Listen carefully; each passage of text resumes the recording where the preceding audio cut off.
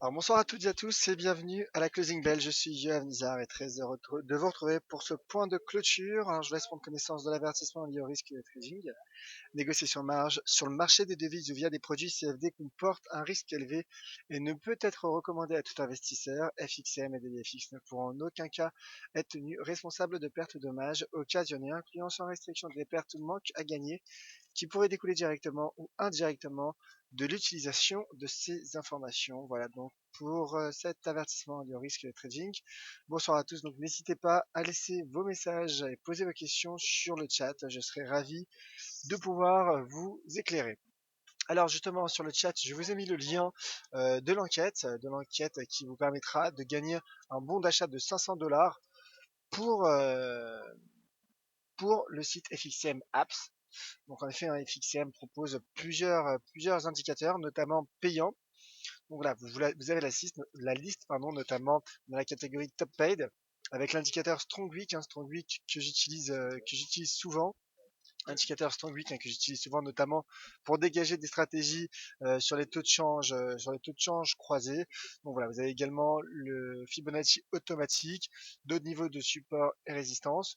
Je vous invite vraiment à prendre quelques minutes pour répondre à cette enquête, nous dire ce que vous pensez justement, nous dire ce que vous pensez de, euh, de nous, nous dire ce que vous pensez de nous et des FXM, des FX, si justement vous pensez qu'il y a des axes d'amélioration.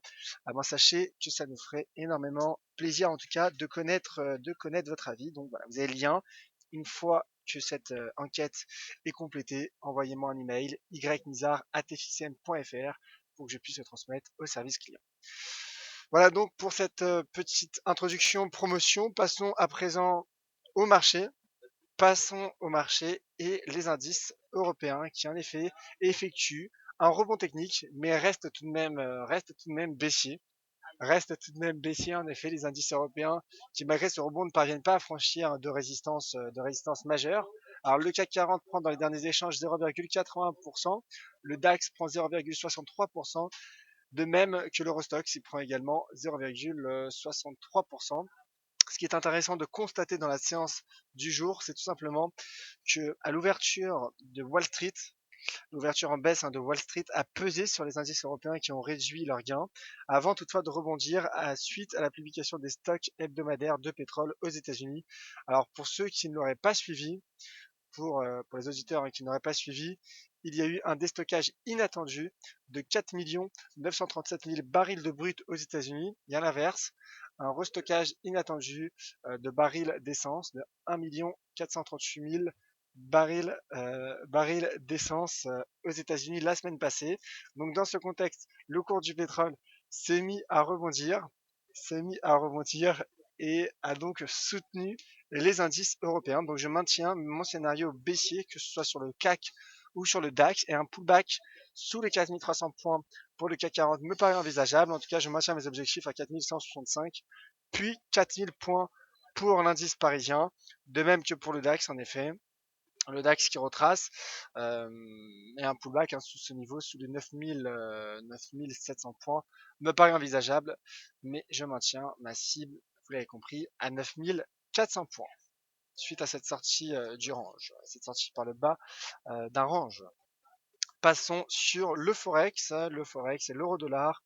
L'euro-dollar qui se stabilise, alors en effet, qui en données journalières pour le moment profite finalement d'un retracement du dollar américain à l'approche des minutes de la Fed qui pourrait être accommodante. En tout cas, le marché spécule sur des minutes accommodantes.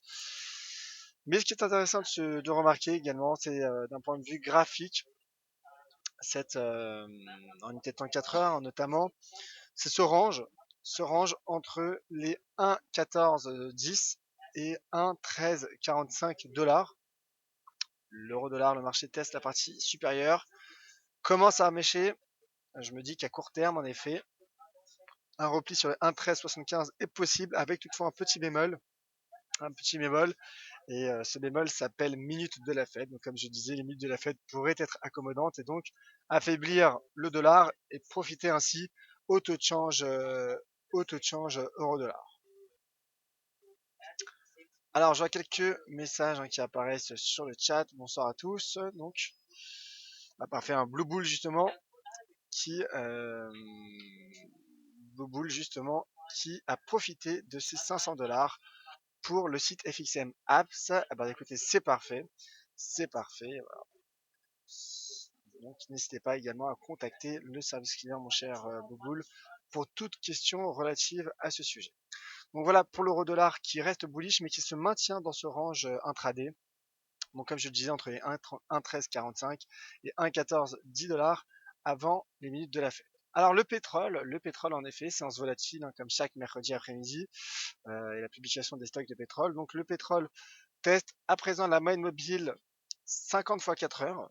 50 x 4 heures.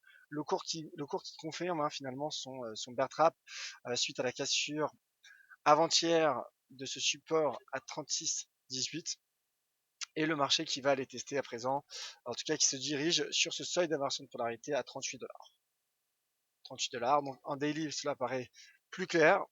En tout cas, le marché qui profite indirectement de la publication de ces stocks de pétrole euh, et qui retrace et qui est soutenu. Qui est soutenu. Le marché qui oscille, donc là, très court terme, je vise 38.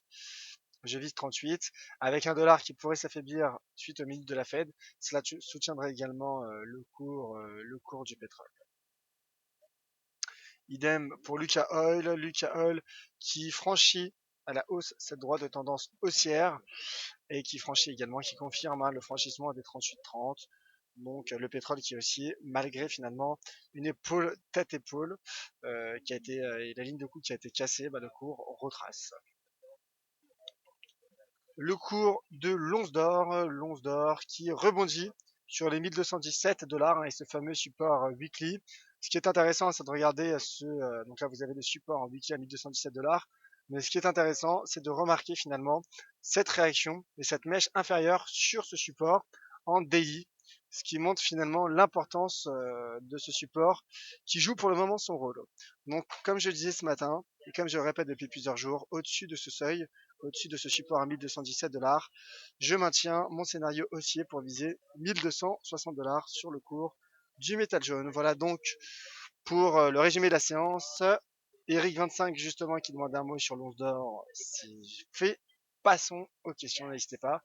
Si vous avez des questions, c'est le moment. Alors,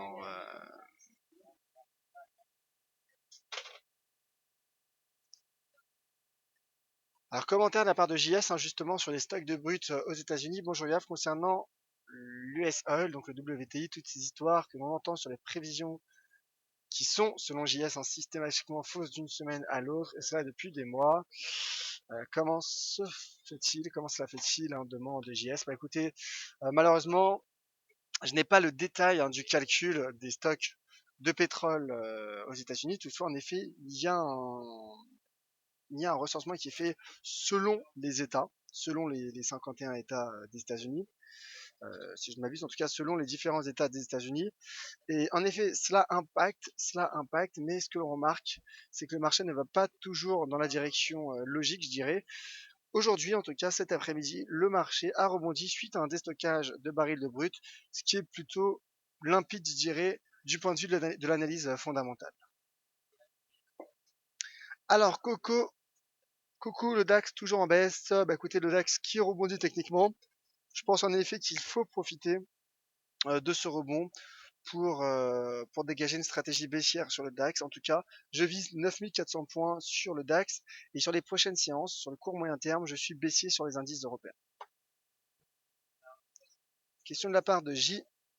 Ton avis NZD USD, merci, me demande J. Alors, le NZD USD, le voici. Laissez-moi juste le temps d'afficher mon graphique. Le NZD USD à l'image des autres paires avec le dollar retrace légèrement.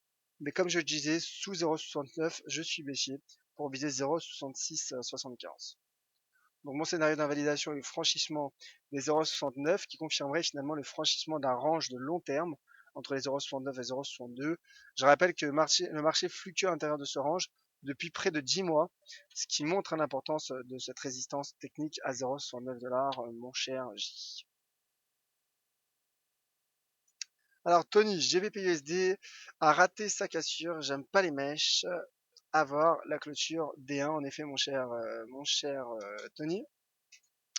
Ce qui est intéressant également sur le GBP/USD, c'est qu'il y a eu réaction sur les 1,40. Réaction, ce qui montre l'importance de ce support en même titre que l'once d'or à 1217. Le marché réagit en effet positivement sur ce support. Toutefois, comme je disais en début de semaine, sous 1,4240, je maintiens mon biais baissier. Mais en tout cas, en effet, la livre sterling est assez difficile à trader. Et elle affiche toujours un risque baissier malgré un dollar qui retrace à la baisse son rebond technique. Stéphane pour l'AUD-USD, l'AUD-USD également qui retrace, qui rebondit tout comme le NZD-USD finalement. Je pense de manière générale que c'est le dollar qui repart à la baisse. Et n'oublions pas le rebond du pétrole qui soutient finalement le marché des matières premières et ainsi des devises matières premières. En tout cas, l'AUD-USD teste le seuil, la résistance à 0,7585. Un pullback sous ce niveau est possible pour viser les 0,7450. Toutefois, en cas de franchissement, je viserai un retour sur les 0,7730, mon cher Stéphane. Tony, les US sont toujours achetés. Regarde en une temps horaire et 4 heures. Alors, en effet, il y a un rebond, malgré une ouverture en baisse, il y a un rebond de Wall Street qui rebondit également sur son premier niveau de support pour l'indice S&P qui rebondit sur les 2045. Donc finalement, je me dis qu'un retour sur les 2070, puis pourquoi pas sur du moyen terme, sur les 2110 est possible, en effet, pour les bourses américaines. En tout cas, à court terme, je suis plutôt baissier sur les indices et sur les bourses européennes. En effet, mon cher Tony, on ne va quand même pas se plaindre sur le GBP/USD qui a tout de même atteint quasiment mes deux objectifs, puisque mon premier objectif était à 1,4130 et le deuxième à 1,40 et le cours a effectué un plus bas à 1,40,053. 1,40,053.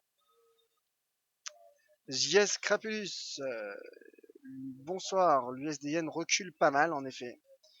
Alors je vais vous montrer un graphique de l'USD-Yen, un graphique qui parlera de lui-même. Et vous comprendrez pourquoi je vise les 107 yens pour l'USD-Yen. Voilà, je pense que tout est clair sur ce graphique. Je pense pas avoir besoin de le commenter, mais je vais quand même le faire. Cassure daily hier de ce support à 111 yens et également cassure de la partie inférieure de ce biseau. Objectif de l'analyse technique 107,27, 107,265. C'est également mon objectif sur l'USD-Yen. Il y a donc pour le XAUUSD, j'en ai parlé. L'once d'or qui rebondit, en tout cas qui tient son support, qui rebondit à l'approche de ce support sur les 1217 $. Donc je maintiens au-dessus des 1217 mon billet haussier pour viser 1260 $ sur le cours du métal jaune. Alors plus d'autres questions sur le chat. Je vous rappelle juste qu'à 20 h il y aura la publication du compte rendu des minutes de la réserve fédérale, des minutes de la dernière intervention de la réserve fédérale. Vous la suivrez non pas en direct, mais sur les réseaux sociaux avec Vincent Gann. Voilà, simplement un document à 20 h. Vincent vous communiquera sur les différents réseaux sociaux. Alors ceux qui sont en effet exposés sur le dollar, n'oubliez pas de gérer votre risque, car en effet une volatilité est attendue tout de même à 20 h. Quant à moi, donc, on se retrouve demain de vive voix à 10h30 pour le Commodities Market Report. Et d'ici là, bien évidemment, je reste à votre disposition sur Twitter @YoavNizar. Merci à toutes et à tous. C'était Yoav pour la closing bell. Je vous rappelle également à nouveau que vous pouvez donc participer à cette enquête qui pourrait nous faire énormément de bien et vous rapporter un coupon de 500 $ pour acheter des indicateurs sur FXCM Apps. Merci à tous, c'était Yoav Nizar pour la closing bell. Très bonne soirée et à demain 10h30.